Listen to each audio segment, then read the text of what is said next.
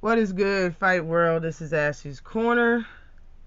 And I got to talk to you about my man, Gervonta Tank Davis versus Rolly Romero.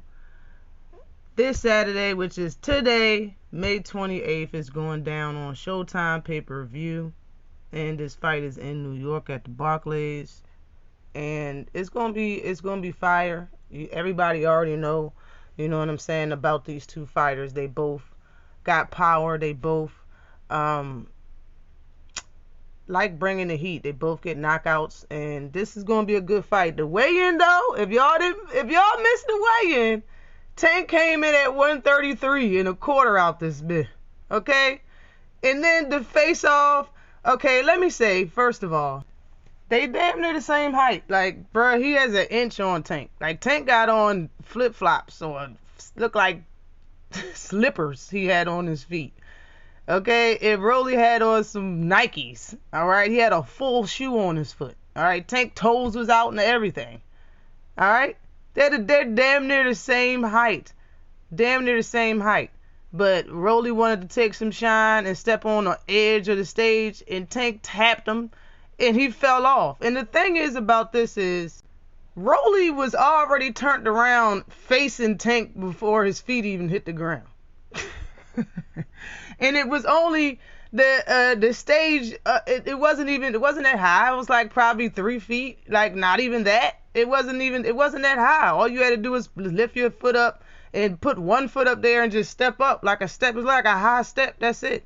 That man was turned all the way around looking at Tank by the time his feet hit the ground. He ain't hurt, dog. He's not hurt. He slowly fell 3 feet to the floor. You know what I'm saying? Like, come on, bruh. Ain't nothing wrong with him. And Bullet was all over there crying all loud saying, we're pulling out of the fight because he could have hurt my fighter's ankle. Like, come on, man. And he said Rolly's weak. Rolly's at his weakest point because he had to cut weight. He shouldn't be that damn weak that he should sprain an ankle. And how fast he jumped back up there to get in Tank face and then ran to the other side of the crowd. I don't care how much your adrenaline is pumping. You're gonna know if your ankle hurt before you go to sleep. You're gonna know if your ankle hurt right after the weigh-in is over and you get off stage. You're gonna know after using the bathroom. Like, stop it with that. So Tank, already scored a knockdown. It was funny too. You see how he's already looking at Tank? He landed like that. Like, he was that fall wasn't even real. You know what I'm saying? Like, come on, man. It's like his foot slipped and like he didn't even land on the floor. It was like his feet was like landing one at a time. Like, Rolly ain't hurt. He said he's perfectly fine, but Bullet had to call a bunch of names and everything that Tank says hurts Bullet's feelings because he used what Tank uses against him, used the same words. Tank been calling y'all a clown, and so now that's the word y'all be using. And say, I never seen no champion I never seen no champion behave like that in the weigh-in. Bruh, I done seen a dude smack his contender's girlfriend on the butt. I done seen Caleb slap Canelo. I done seen a lot of disrespect in face-offs. You talking about a little tap off the stage? So what? That is a small price to pay for all the shit that's been going on. That ain't nothing. And Bullet need to chill the hell out. Rolly already looking up to Tank, man. It did something to Rolly mentally, yo. I'm telling you, that shit got way up in his head, and Bullet knows it. It's crazy. Bullet knows it, yo. Why would you injure my fighter at the weight? Yeah, he injured him, but not his ankle. Out this mug. That shit hurt his spirit. But to the fight. For over 4 minutes and 30 seconds in. Okay, to the fight. Rolly Romero, let me talk about him saying that Tank's small and he's big and all of that stuff. He contradicts himself a lot. In the same sentence, he'll contradict himself. You know what I mean? But let's just talk about the fact that he keeps saying that Tank's small and he's big. Just like people see that they only got like an inch difference in height and stuff like that. And both of them made weight. So what he's really talking about is his walk around weight. I don't know if you guys know, but a couple years ago, he posted his feet. He thought his feet was pretty. He said he got the prettiest toes in boxing, and the scale was like a little over 170 pounds. And he was fighting, I believe, 130 at that time. The latest picture I seen was last year, and he stepped on the scale, and he was damn near 180, or a little bit over 180.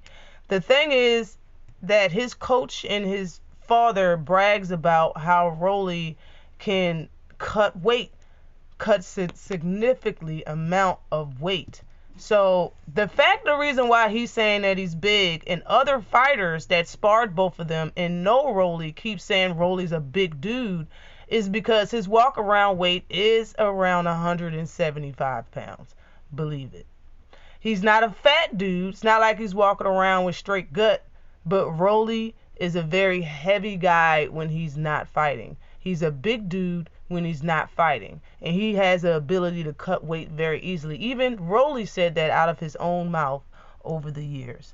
Now, watching this fight, watching all of Rolly's past fights, especially if you look at the Yigit fight when he fought Yigit, I believe that was the last person he fought. Rolly's a very dirty fighter.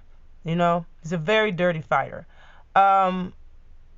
And the reason for that is because he tries to use the the shell defense. He tried to use the Philly roll, and he can't do it that well. So when he tries to move with punches and he moves his shoulders to the left and right, his elbows come up with it, and he throws bows because he doesn't know how to use it correctly. Like, if you watch that fight with him and Yigit, you'll see what I'm saying. He's known to throw low blows, rabbit punches, for sure. A lot of rabbit punches. He uses elbows a lot, though. He uses elbows a lot when it comes to fighting.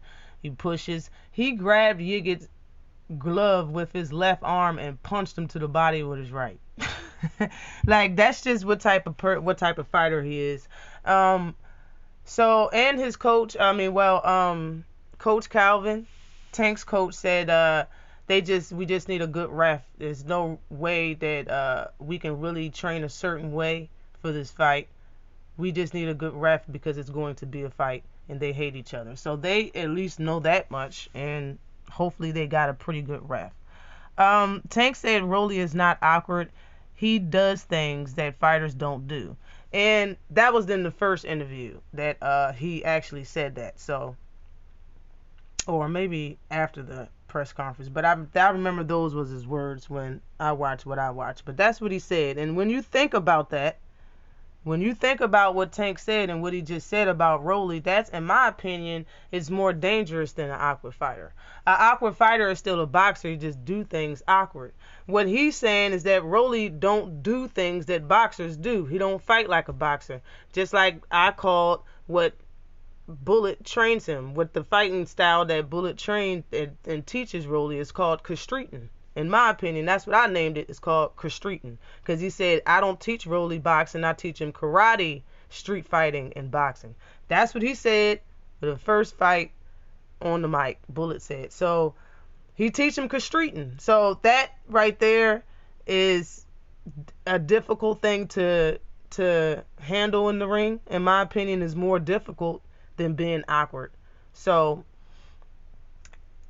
is it a possibility? Of course. That he get clipped in this fight? Of course. Is it a very good possibility that it will hurt him? Of course. Like I always say and stand by, these people are men. All right? They're fighters.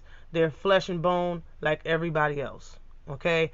Everybody can be hurt, and everybody does get hit in fights. So I won't be surprised if he get clipped. Is he going to get hurt? I don't know. Hell, he got clipped when he fought Barrios, and it didn't look like he was hurt enough for Barrios to capitalize on it.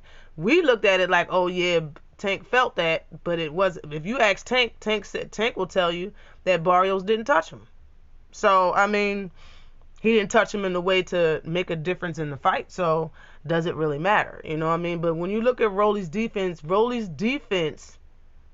his defense is dirty, because of the elbows he throw in the defensive posture when somebody is striking him. In my opinion, Tank should be on throwing one punch at a time. If you see a good opening, if you hit him, and hurt him, that's when you open up and throw some good shit. But Tank already said that he don't want to knock out Rolly. He want to punish him. And for that reason and a few others, as well as I think Rolly don't want to get knocked out by Tank. Like, period, is not going. And of course Tank don't want to lose to Rolly, but Rolly ain't trying to get knocked out by Tank. And I believe he'll take as much punishment as need be not to get knocked out by Tank. So when Tank says he don't want to knock out Rolly, and he did say he want Bullet to stop it, and that way it'll feel like he beat Bullet and Rolly.